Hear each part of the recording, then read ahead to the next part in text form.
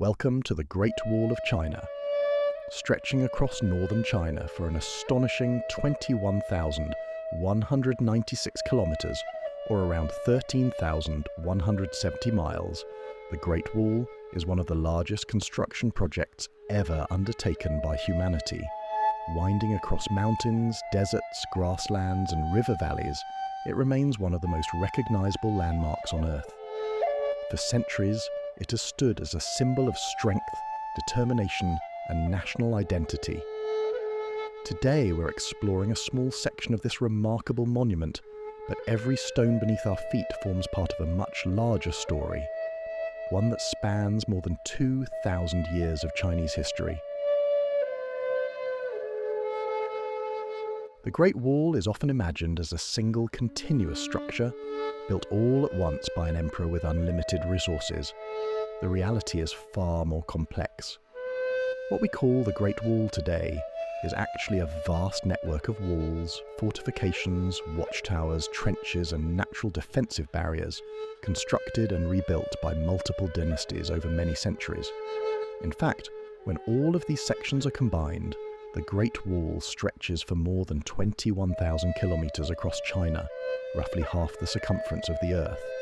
It is a scale that is almost impossible to comprehend until you stand upon it and see it disappearing over ridge after ridge into the distant mountains. The earliest walls appeared during the Warring States period around the 7th century BC. At that time, China was divided into rival kingdoms, each competing for power and territory. To defend themselves from their neighbours, these states built earthen fortifications along their borders. Everything changed in 221 BC when China's first emperor, Qin Shi Huang, unified the country. Determined to protect his new empire from northern nomadic tribes, he ordered existing walls to be connected and expanded. Hundreds of thousands of soldiers, labourers and prisoners were drafted into the immense construction effort. Working in harsh conditions, they hauled earth, stone and timber across remote mountains and rugged terrain. Countless workers lost their lives during the project, giving rise to legends that describe the Great Wall as the longest cemetery on Earth. While historians debate the scale of those losses, there is no doubt that the wall demanded extraordinary human sacrifice. As we continue along this section, notice how the wall follows the natural contours of the landscape. Rather than forcing a straight route through the mountains, the builders used the terrain to their advantage.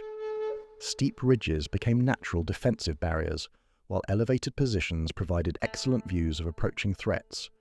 Throughout China's history, the wall was repeatedly repaired, extended and modified. Different dynasties brought different priorities.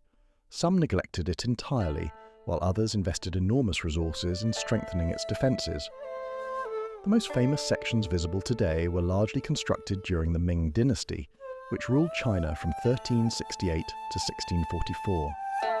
Following a series of military threats from the north, Ming rulers undertook one of the largest rebuilding projects in history. Unlike earlier earthen walls, the Ming Great Wall was built using bricks, stone blocks, and sophisticated engineering techniques. Watchtowers were positioned at regular intervals, allowing soldiers to monitor the frontier and communicate rapidly across vast distances. Imagine standing here 500 years ago. A lookout spots movement on the horizon. Within moments, smoke signals rise from a watchtower. Nearby towers respond, passing the warning across the landscape with remarkable speed. By night, fire signals replace smoke, creating an ancient communication network capable of transmitting messages hundreds of miles in a matter of hours. For the soldiers stationed here, life could be difficult and isolated. Many spent months or years far from their families, enduring freezing winters, scorching summers and constant vigilance.